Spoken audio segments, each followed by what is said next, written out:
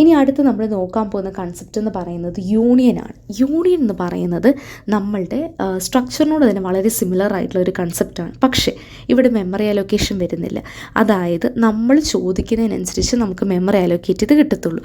സ്ട്രക്ചറിൻ്റെ കേസിൽ എങ്ങനെയാണെന്ന് വെച്ച് കഴിഞ്ഞാൽ, ഇപ്പം ഇൻറ്റ് ഏജ് എന്ന് പറഞ്ഞു കഴിഞ്ഞാൽ ഇൻറ്റീജറിന് നമുക്കറിയാം അല്ലേ, ഇത്ര ബൈറ്റ് പോകും. അപ്പം അത്ര ഇപ്പം 2 ബൈറ്റ്സ് ആണെന്നുണ്ടെങ്കിൽ 2 ബൈറ്റ്സ് നമ്മൾ ഇൻറ്റീജറിന് അവിടെ അലോക്കേറ്റ് ചെയ്യുകയാണ് ചെയ്യുന്നത്. എന്നാൽ യൂണിയനിൽ നമ്മൾക്ക് അങ്ങനെ ഒരു അലോക്കേഷൻ ഇല്ല. 1 ബൈറ്റ് മാത്രമേ നമുക്ക് അലോക്കേറ്റ് ചെയ്ത് കൊടുക്കത്തുള്ളൂ. അപ്പം അതാണ് അവിടുത്തെ ഡിഫറൻസ്. പിടികിട്ടിയോ? മെമ്മറി അലോക്കേഷൻ കുറവായിരിക്കും. സോ മെമ്മറി അലോക്കേറ്റ് ചെയ്യണമെന്നുണ്ടെങ്കിൽ നമ്മളിതുപോലെ അത് ഡിഫൈൻ ചെയ്യണം, ഡിക്ലെയർ ചെയ്യണം, എനിക്ക് ഇത്ര മെമ്മറി ആവശ്യമുണ്ട് എന്നുള്ള രീതിയിൽ. ഇവിടെ എഗെയിൻ നമ്മുടെ സിൻറ്റാക്സ് കാര്യങ്ങളൊക്കെ സെയിം ആണ്, അതിലൊന്നും ഒരു വ്യത്യാസം വരുന്നില്ല. ഇനി differences between structure and union, it's A very important question. So നിങ്ങളത് ശ്രദ്ധിച്ച് കേൾക്കുക. ആദ്യത്തേന്ന് പറയുന്നത് സ്ട്രക്റ്റ് കീവേഡാണ് നമ്മളുടെ ഫസ്റ്റ് ഡിഫറൻസ് എന്ന് പറയുന്നത്. രണ്ടാമത്തേന്ന് പറയുന്നത് യൂണിയൻ. ഓക്കെ, യൂണിയനകത്ത് നമ്മൾ യൂണിയൻ എന്നുള്ള കീവേഡാണ് യൂസ് ചെയ്യുന്നത്. സ്ട്രക്ചറിനകത്ത് മെമ്മറി ഷെയറിങ് വരുന്നില്ല. യൂണിയനകത്ത് നമ്മൾ memory space maximum save up ചെയ്യാനാണ് ശ്രമിക്കുന്നത്. സോ മെമ്മറി ഷെയറിങ് ഉണ്ടാവും. സ്ട്രക്ചറിനകത്ത് നമുക്ക് ഡോട്ട് യൂസ് ചെയ്തിട്ട് ഇപ്പം E1 ഡോട്ട് നെയിം എന്നൊക്കെ യൂസ് ചെയ്ത് കഴിഞ്ഞാൽ നമുക്ക് E1ൻ്റെയോ E2ൻ്റെ ഏത് വാല്യൂ വേണോ നമുക്ക് റാൻഡമായിട്ട് ആക്സസ് ചെയ്യാൻ പറ്റും. യൂണിയനിൽ സീക്വൻഷ്യലായിട്ട് അല്ലെങ്കിൽ അറ്റ് എ ടൈമിൽ ഒരു മെമ്പറെ ആക്സസ് ചെയ്യാനായിട്ട് പറ്റത്തുള്ളൂ. സെവറൽ മെമ്പേഴ്സിന് അറ്റ് എ ടൈമിൽ സ്ട്രക്ചറിൽ ഇനീഷ്യലൈസ് ചെയ്യാനായിട്ട് പറ്റും. യൂണിയനിൽ ഫസ്റ്റ് മെമ്പർ മാത്രമേ പറ്റത്തുള്ളൂ. പിന്നെ സ്ട്രക്ചറിൻ്റേത് സൈസ് അതിൻ്റെ സം എടുക്കുകയാണെന്നുണ്ടെങ്കിൽ ഇറ്റ് ഇസ് ഓരോ മെമ്പറിൻ്റെ സൈസിൻ്റെ ഒരു കോമ്പിനേഷൻ ആയിരിക്കും. യൂണിയനിൽ ലാർജസ്റ്റ് മെമ്പറിൻ്റെ സൈസിൻ്റെ കോമ്പിനേഷൻ ആയിരിക്കും. ഇനി നമുക്കിവിടെ ഔട്ട്പുട്ട് പ്രിഡിക്റ്റ് ചെയ്യാനായിട്ടാണ് ഇവരിവിടെ ചോദിക്കുന്നത്. സോ ഇവിടെ ഔട്ട്പുട്ട് പ്രിഡിക്റ്റ് ചെയ്യുക എന്നുള്ള ഈ ക്വസ്റ്റ്യനിൽ നമ്മൾ ചെയ്യേണ്ടത് എന്താണെന്ന് വെച്ച് കഴിഞ്ഞ് കഴിഞ്ഞാൽ, നമ്മളിവിടുത്തെ ഈ ഒരു ക്വസ്റ്റ്യനിൽ നിന്നും നമ്മൾക്ക് സം കണ്ടുപിടിക്കുക എന്നുള്ളതാണ്. നമ്മുടെ എൻറ്റയർ സ്ട്രക്ചറിൻ്റെ സം കണ്ടുപിടിക്കുക എന്നുള്ളതാണ്. അപ്പോൾ അത് നമ്മുടെ ഡിഫറൻസസിൽ ലാസ്റ്റ് ടേമിൽ പറഞ്ഞിട്ട് നമുക്കത് നോക്കാം. അപ്പോൾ ആദ്യമേ എന്താണ്, size of the structure is equal to the sum of the size of each members. First member എടുക്കാം. സ്ട്രക്റ്റാണിത്. പിൻകോഡ് 6 ബൈറ്റ്സ് ആണ് വരുന്നത്. കാരണം ക്യാരക്ടർ 1 ബൈറ്റാണ്, നമ്മൾ അറിയില്ല 6 എന്നുള്ളത് 6 ബൈറ്റ്സ് ആണ്.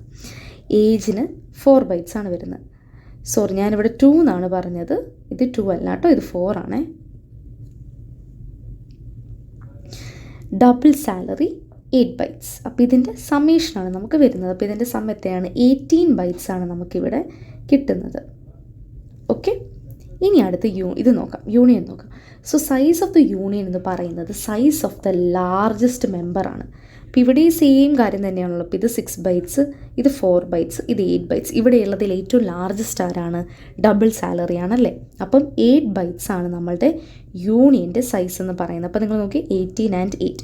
ഇനി സൈസ് ഓഫ് എന്നുള്ള ഫംഗ്ഷൻ നമ്മൾ നേരത്തെ പഠിച്ചു. ബേസിക്കലി സൈസ് കണ്ടുപിടിക്കാൻ, അല്ലെങ്കിൽ എത്രമാത്രം മെമ്മറി സ്പേസ് എടുക്കുന്നുണ്ട് എന്നുള്ളത് കണ്ടുപിടിക്കാൻ വേണ്ടിയിട്ടാണ് നമ്മൾ സൈസ് ഓഫ് എന്നുള്ള ഒരു കീവേഡ് യൂസ് ചെയ്യുന്നത്. ഇനി അടുത്ത് നമ്മൾ നോക്കുന്നത് scope, visibility and life time of A variable. So നമ്മളൊരു വേരിയബിളിനെ ഡിക്ലെയർ ചെയ്യുമ്പോഴത്തേനും നമ്മൾക്കത് എവിടെയൊക്കെയാണ് യൂസ് ചെയ്യുന്നത്, എത്ര നേരത്തേന് ആ വേരിയബിൾ കാണും, ആർക്കൊക്കെ അല്ലെ എവിടെയൊക്കെ കാണാനായിട്ട് സാധിക്കും എന്നുള്ളതൊക്കെ നമ്മൾ ആ ഒരു വേരിയബിളിനെ ഡിക്ലെയർ ചെയ്യുമ്പോഴത്തേനും നമ്മളെടുത്ത് എഴുതാറുണ്ട്. എവിടെയാണ് ഡിക്ലെയർ ചെയ്യുന്നതിനനുസരിച്ചും നമുക്ക് വേരിയബിൾസിനെ ക്ലാസിഫൈ ചെയ്യാനായിട്ട് സാധിക്കും. ഓക്കെ, അപ്പം ഇവിടെ നിങ്ങൾ നോക്കുകയാണെന്നുണ്ടെങ്കിൽ വേരിയബിളിൻ്റെ സ്റ്റോറേജ് ലൊക്കേഷൻ എന്ന് പറയുന്നത് നമുക്കൊന്നെങ്കിൽ നമ്മളുടെ മെമ്മറിയിലായിരിക്കും, അല്ലാന്നുണ്ടെങ്കിൽ രജിസ്റ്റേഴ്സിലായിരിക്കും ഈസി ആക്സസിന്. പിന്നെ ഇനീഷ്യലൈസേഷൻ, വാല്യൂവിൻ്റെ ഇനീഷ്യലൈസേഷൻ നമ്മൾ നടക്കും, എവിടെയൊക്കെ കാണുന്നതെന്നൊക്കെ ഉള്ളത് നമുക്ക് നടക്കും. അപ്പോൾ വേരിയബിൾസിന് ഈ സ്കോപ്പ്, വിസിബിലിറ്റി, ലൈഫ് ടൈമിൻ്റെ ഒക്കെ ബേസിസിൽ എങ്ങനെ ക്ലാസിഫൈ ചെയ്യാൻ പറ്റും എന്നുള്ളതാണ് നമ്മൾ അടുത്ത് നോക്കുന്നത്. അപ്പം ആദ്യത്തെ ക്ലാസിഫിക്കേഷൻ ഓട്ടോമാറ്റിക് വേരിയബിൾസ് ആണ്. ഓട്ടോമാറ്റിക് വേരിയബിൾ എന്ന് പറയുന്നത് നമ്മൾ ഫംഗ്ഷനകത്ത് ഡിക്ലെയർ ചെയ്യുന്നതിനെയാണ് ഓട്ടോമാറ്റിക് വേരിയബിൾ എന്ന് പറയുന്നത്. നമ്മൾ യൂഷ്വലി ഫംഗ്ഷനകത്ത് യൂസ് ചെയ്യുന്ന വേരിയബിൾസിൽ ഇൻറ്റ്, എ, ഇതൊക്കെ ഓട്ടോമാറ്റിക് വേരിയബിളാണ്. അപ്പോൾ ഓട്ടോമാറ്റിക് വേരിയബിൾ എന്തുകൊണ്ടാണെന്ന് വെച്ച് കഴിഞ്ഞാൽ നമ്മളുടെ ആ ഒരു ഫംഗ്ഷൻ ക്ലോസ് ചെയ്യുമ്പോഴത്തേനും ഈ ഒരു ബ്രാക്കറ്റ്സ് ഇത് കഴിഞ്ഞാൽ ആ വേരിയബിളിന് അവിടെ സ്ഥാനമില്ല. നമ്മളുടെ ഓട്ടോമാറ്റിക് വേരിയബിൾസ് എല്ലാം നമ്മൾ മെയിൻ മെമ്മറിയിലാണ് ലൊക്കേറ്റ് ചെയ്യുന്നത്. ഇതിനെ നമ്മൾ ലോക്കൽ വേരിയബിൾസ് എന്നും വിശേഷിപ്പിക്കും. ഇവരുടെ വാല്യൂസ് അൺപ്രഡിക്റ്റബിൾ ആണ്. അതുകൊണ്ട് നമ്മൾ ചില ക്വസ്റ്റ്യൻസിൽ നമ്മൾ കണ്ടിട്ടില്ല =0 എന്നൊക്കെ പറഞ്ഞ് നമ്മൾ ഇനീഷ്യലൈസ് ചെയ്യുന്നത്. അപ്പം ഇങ്ങനെ ഗാർബേജ് വാല്യൂസ് അല്ലെങ്കിൽ അൺനെസസറി വാല്യൂസ് കയറി വരാണ്ടിരിക്കാൻ വേണ്ടിയിട്ടാണ് നമ്മളിവർ ഇനീഷ്യലൈസ് ചെയ്യുന്നത്. ഇവരുടെ സ്കോപ്പ് എന്ന് പറയുന്നത് എവിടെയാണ് ഇവർ അവൈലബിൾ ആയിരിക്കുന്നത് എന്നുള്ളതാണ്. അപ്പം ഞാനിപ്പം മെയിൻ എന്നും പറഞ്ഞുകൊണ്ട് ഞാൻ എൻ്റെ മെയിൻ ഫംഗ്ഷനകത്ത് ഞാനൊരു വേരിയബിൾസ് ഇട്ടിട്ടുണ്ടെന്നുണ്ടെങ്കിൽ ഇതിൻ്റെ പുറത്തോട്ട് ഇതിന് സ്കോപ്പില്ല. അല്ലാന്നുണ്ടെങ്കിൽ ഇതിനെ നമുക്ക് ആക്സസ് ചെയ്യാനായിട്ട് സാധിക്കത്തില്ല. ലൈഫ് എന്ന് പറയുന്നത് ആ ബ്ലോക്ക് ഇത്രമാത്രം ഓപ്പൺ ആയിട്ടിരിക്കുന്നു അത്രയും തന്നെ നമുക്കതിന് ലൈഫ് ഉണ്ട്. അപ്പം യൂഷ്വലി നമ്മൾ ഇൻറ്റ് എ എന്ന് പറഞ്ഞ് കൊടുത്തെങ്കിലും ഓട്ടോ ഇൻറ്റ് എന്നും പറഞ്ഞ് നമുക്ക് ഇവരെ ഇനീഷ്യലൈസ് ചെയ്യാനായിട്ട് സാധിക്കും. അപ്പം ഇത് കണ്ടോ, ഇവിടെ നമ്മൾക്ക് ഓട്ടോ കൊടുക്കുന്നതും അല്ലാണ്ട് കൊടുക്കുന്നതും എല്ലാം സെയിം തിങ് ആണ്. അപ്പോൾ അതാണ് നമ്മുടെ ഫസ്റ്റ് ടൈപ്പ് ഓട്ടോമാറ്റിക് വേരിയബിൾസ്. ഇനി നമുക്കൊരു എക്സാമ്പിൾ നോക്കാം. ഓക്കെ, നമുക്ക് stdio.h നമ്മൾ യൂസ് ചെയ്ത് നമ്മൾ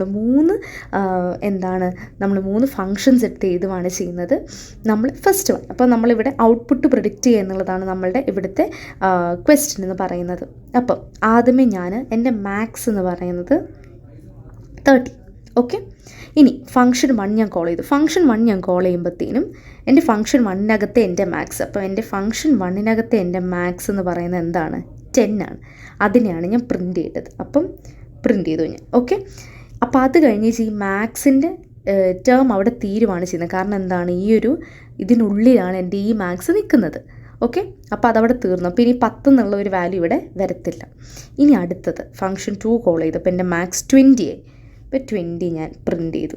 അത് കഴിഞ്ഞിട്ട് ഇത് തീർന്നു. പിന്നെ ഇതിനി പുറത്തോട്ട് ക്യാരി ഓവർ ചെയ്യത്തില്ല. കാരണം ഈ മാക്സ് എന്ന് പറയുന്നത് ഈ ഒരു 2 ബ്രാക്കറ്റ്സിൻ്റെ ഇടയിൽ കിടക്കുകയാണ്. And that's it.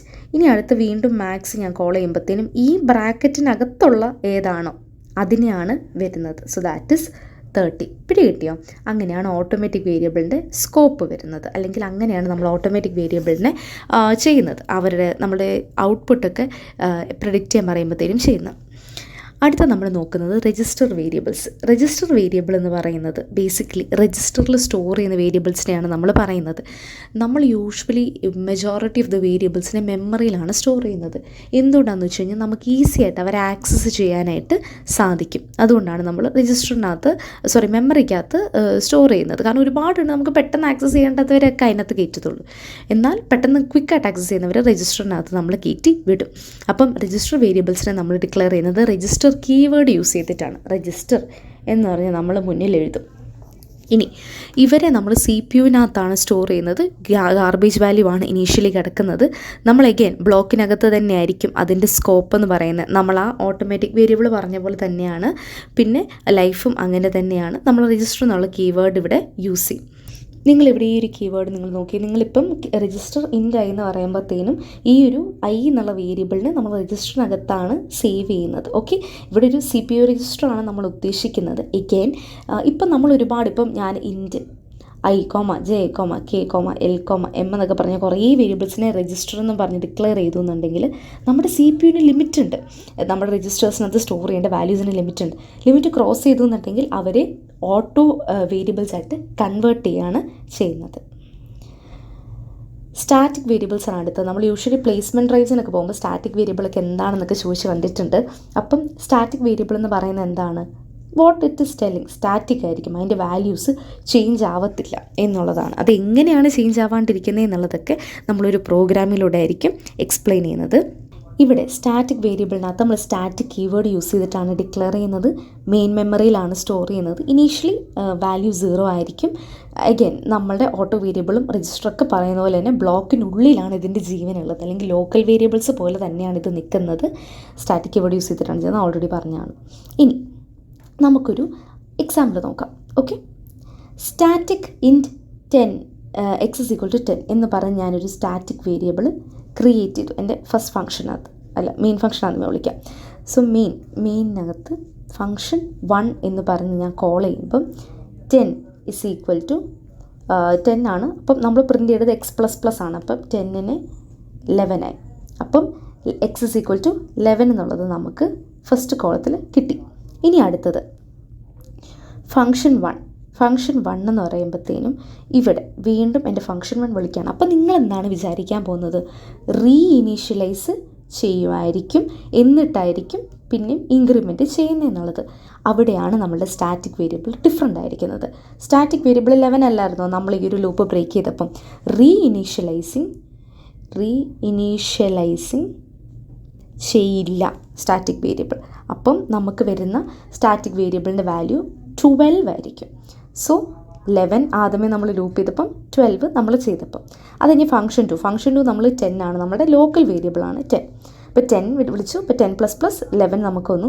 വീണ്ടും നമ്മൾ ഈ ഫംഗ്ഷൻ 2 വിളിക്കുമ്പം ഇതിനെ റീഇനിഷ്യലൈസ് ചെയ്യാണ് ചെയ്യുന്നത്. അതായത് 10 ഇത് വീണ്ടും 10 ആവുകയാണ് ചെയ്യുന്നത്. അപ്പോൾ വീണ്ടും 11 ആണ് നമുക്ക് വരുന്നത്.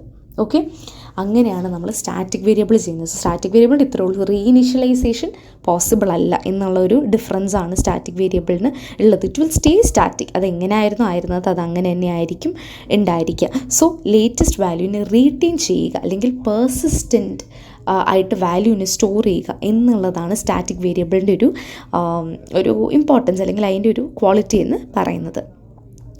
ഇവിടുത്തെ ലാസ്റ്റ് ടൈപ്പ് ഓഫ് വേരിയബിൾസ് ആണ് എക്സ്റ്റേണൽ വേരിയബിൾസ്. എക്സ്റ്റേണൽ വേരിയബിൾ എന്ന് പറയുന്നത് എഗെയിൻ നമ്മൾ ഈ നേരത്തെ പഠിച്ച 3 വേരിയബിൾസും ഇതും തമ്മിൽ ചെറിയൊരു വ്യത്യാസമുണ്ട്. എക്സ്റ്റേണൽ വേരിയബിളിനെ നമ്മൾ ഗ്ലോബൽ വേരിയബിൾ എന്ന് കൂടെ വിശേഷിപ്പിക്കും. ഇവരെ ഫംഗ്ഷന് പുറത്തായിരിക്കും നമ്മൾ ഡിക്ലെയർ ചെയ്യുന്നത്. അതായത് ഈ ഒരു ലൂപ്സിൻ്റെ ഉള്ളിലല്ല നമ്മൾ എക്സ്റ്റേണൽ വേരിയബിൾസിനെ ഡിക്ലെയർ ചെയ്യുന്നത്. ഇവരെ നമ്മൾ സ്റ്റോർ ചെയ്യുന്നത് റാമിലാണ്, മെയിൻ മെമ്മറിയിലാണ്. ഡിഫോൾട്ട് വാല്യൂ 0 ആണ്. പിന്നെ ഗ്ലോബലാണ് ഇതിൻ്റെ സ്കോപ്പ് വരുന്നത്. അതായത് ഇതിനെ ഒരു ബ്ലോക്കിനകത്ത് മാത്രമല്ല അതിൻ്റെ പുറത്തും നമ്മൾ യൂസ് ചെയ്യും. ലൈഫ് എന്ന് പറഞ്ഞാൽ ഈ പ്രോഗ്രാം എപ്പോൾ തീരുന്നു അപ്പം, അല്ലാതെ ഈ ഒരു ബ്ലോക്ക് തീരുമ്പോഴെന്നല്ല, ഈ ഒരു എൻറ്റയർ പ്രോഗ്രാം എപ്പോൾ തീരുന്നു അപ്പോഴേ എനിക്ക് എൻ്റെ ലൈഫ് തീരത്തുള്ളൂ. എക്സ്റ്റേണൽ വേരിയബിൾ എക്സ്റ്റേൺ എന്ന് യൂസ് ചെയ്തിട്ട് നമുക്കിവരെ ഡിക്ലെയർ ചെയ്യാനായിട്ട് സാധിക്കും. എക്സ്റ്റേണൽ വേരിയബിൾസ് ഡിക്ലെയർ ചെയ്യാൻ 2 വഴിയുണ്ട്. അതിലൊന്നെന്ന് പറയുന്നത് നമുക്ക് ഈ ഒരു ഹെഡറിൻ്റെ താഴോട്ട് നമുക്കിങ്ങനെ കൊടുക്കാം. അല്ല എന്നുണ്ടെങ്കിൽ നമുക്ക് എക്സ്റ്റേൺ എന്നുള്ള കീവേഡ് യൂസ് ചെയ്തിട്ട് നമുക്ക് വേരിയബിൾസിനെ ഡിക്ലെയർ ചെയ്യാനായിട്ട് സാധിക്കും. ഇപ്പോൾ ഇവിടെ കണ്ടോ, മെയിൻ ഫംഗ്ഷനകത്ത് ഞാനിവിടെ എക്സ്റ്റേൺ ഫ്ലോട്ട് പൈ എന്ന് പറഞ്ഞു കഴിഞ്ഞാൽ അത് ഈ ഒരു ബ്രാക്കറ്റ്സിൻ്റെ ഉള്ളിൽ എൻക്ലോസ്ഡ് ആവില്ല. അറ്റ് ദ സെയിം ടൈം ഞാൻ ഇതിങ്ങനെ ചെയ്തില്ല, എക്സ്റ്റേൺ എന്നുള്ള സാധനം ഞാൻ ഡിക്ലെയർ ചെയ്തില്ല എന്നുണ്ടെങ്കിൽ this will be A local variable. അല്ല എന്നുണ്ടെങ്കിൽ ഒരു ഓട്ടോ വേരിയബിളായിട്ട് ഇതിനെ ഇനീഷ്യലൈസ് ചെയ്യത്തുള്ളൂ. സോ ഇതിൻ്റെ പ്രത്യേകത എന്താണ്? എനിക്ക് വീണ്ടും പൈ ഈസ് ഈക്വൽ ടു 3.14 എന്ന് എടുത്തിട്ട് എഴുതേണ്ട ആവശ്യമില്ല. ലോക്കൽ വേരിയബിൾ ആയതുകൊണ്ട് തന്നെ ഇത് കണ്ടോ, ഇവിടെ ഞാൻ പൈ ഡിക്ലെയർ ചെയ്തു എന്നുണ്ടെങ്കിൽ അകത്തൊക്കെ ഞാൻ പൈ യൂസ് ചെയ്തു എന്നുണ്ടെങ്കിൽ ആ വാല്യൂ ഇവിടെ നിന്നും കമ്പൈലർ എടുത്ത് അതിനെ അപ്ലൈ ചെയ്യും. അതാണ് എക്സ്റ്റേണൽ വേരിയബിളിൻ്റെ ഒരു പ്രത്യേകത എന്ന് പറയുന്നത്. ഇനി ഈ ഒരു എക്സാമ്പിൾ നമുക്ക് നോക്കാം. വോയിഡ് മെയിൻ, നമ്മളുടെ മാക്സ് എന്ന് പറയുന്നത് എന്താണ്? 40 ആണ്. ഫംഗ്ഷൻ 1 ഞാൻ കോൾ ചെയ്തു, മാക്സ് എന്ന് പറയുന്നത് 10 ആണ്. ഓക്കെ, സോ 10 ആണ്. അപ്പം ആദ്യമേ ഫംഗ്ഷൻ 1 കോൾ ചെയ്തപ്പോൾ എനിക്ക് 10 ആണ് എൻ്റെ ഔട്ട്പുട്ട് കിട്ടിയത്. ഫംഗ്ഷൻ 2 കോൾ ചെയ്തപ്പം എനിക്ക് 20 ആണ് എൻ്റെ ഔട്ട്പുട്ട് കിട്ടിയത്. ഇനി അത് കഴിഞ്ഞേച്ച് അപ്പം എൻ്റെ ഓരോ വേരിയബിൾസ് കൂടുമ്പോഴത്തേനും എൻ്റെ ഈ മാക്സ് ഞാൻ ഇനീഷ്യലൈസ് ചെയ്യുകയാണ് ചെയ്യുന്നത്. അപ്പം എൻ്റെ മാക്സ് ഇനീഷ്യലി 0 ആയിരുന്നു. അപ്പം ആദ്യം ഞാൻ 10 ആക്കി, പിന്നെ ഞാനിതിനെ 20 ആക്കി. ഓക്കെ, ഇനി ഞാൻ ഇങ്ങോട്ട് വരികയാണ്. എൻ്റെ മെയിൻ വാല്യൂയിലോട്ട് വരുമ്പോഴത്തേനും max main is equal to 40 ആണ് വരുന്നത്. അപ്പം ഇവിടുത്തേത് 40 ആകും എന്ന് നിങ്ങൾ വിചാരിക്കും. ഇല്ല. So when I M running the statement my final answer will be 20. എന്തുകൊണ്ടാണ് മാക്സ് 20 ആയത്, എന്തുകൊണ്ടാണ് മാക്സ് 40 ആവാഞ്ഞത് എന്നുള്ളതിൻ്റെ റീസൺ എന്താണെന്ന് വെച്ച് കഴിഞ്ഞാൽ, നമ്മളുടെ മാക്സ് എന്ന് പറയുന്നത് ഒരു ഗ്ലോബൽ വേരിയബിളാണല്ലേ. ഗ്ലോബൽ വേരിയബിൾ നമ്മൾ അപ്ഡേഷൻസ് വരുന്നുണ്ട്. അപ്പം ഇവിടെ മാത്രമാണ് നമ്മൾ വാല്യൂസ് റീസെറ്റ് ആയത്. ഇവിടെ നമ്മൾ ഇൻറ്റ് മാക്സ് എന്ന് പറഞ്ഞ് നമ്മളിവിടെ ഒരു കോപ്പിയാണ് ക്രിയേറ്റ് ചെയ്ത് അതിനെ 10 ആക്കി. ഇവിടെ എന്ന് പറയുമ്പോഴത്തേനും നമ്മളുടെ ഈ ഒരു മാക്സിനെയാണ് ഇവരിവിടെ ഉദ്ദേശിച്ചിട്ടുണ്ടായിരുന്നത്. അതുകൊണ്ട് തന്നെയാണ് നമുക്ക് ഇവിടെ 20 എന്നുള്ളൊരു വാല്യൂ വന്നത്. സോ ബേസിക്കലി ഗ്ലോബൽ സ്കോപ്പ് കാരണമാണ് നമുക്ക് 20 എന്നുള്ളത് വന്നത്. ഇവിടെ again this will be A local variable. അപ്പോൾ അതുകൊണ്ട് തന്നെ 2 എണ്ണത്തിൻ്റെ വാല്യൂ 2 ആയിട്ടേ വരത്തുള്ളൂ. സോ മാക്സ് നമ്മൾക്ക് ഗ്ലോബലി ഡിഫൈൻ ചെയ്തതുകൊണ്ട് തന്നെ മാക്സിൻ്റെ ഗ്ലോബൽ വാല്യൂ ആയിരിക്കും ഇവിടെ കാണിക്കുന്നത്, നമ്മൾ പൈ ഒക്കെ യൂസ് ചെയ്ത പോലെ തന്നെ. ഇനി നമുക്കിവിടെ ഇത്രയും പഠിച്ചതിൻ്റെ ഒരു ഒരു ഡയഗ്രമായിട്ട് കൊടുത്തിട്ടുണ്ട്. ഇപ്പോൾ നിങ്ങൾക്ക് എന്തെങ്കിലും പെട്ടെന്ന് എക്സാമിൻ്റെ തലേദിവസം നിങ്ങൾക്ക് റെഫർ ചെയ്യണമെന്നുണ്ടെങ്കിൽ ഇത് റെഫർ ചെയ്യാം. Automatic register, static external variables, എവിടെയാണ് നമ്മൾ ഇവരെ സ്റ്റോർ ചെയ്യുന്നത്, ഡിഫോൾട്ട് വാല്യൂ എന്താണ്, സ്കോപ്പും ലൈഫ് റിലേറ്റഡ് ക്വസ്റ്റ്യൻസ് ചോദിച്ചിട്ടുണ്ട്. സോ അത് നിങ്ങൾ ശരിക്കും അറിഞ്ഞിരിക്കുക. അതാണ് മോഡ്യൂൾ 4.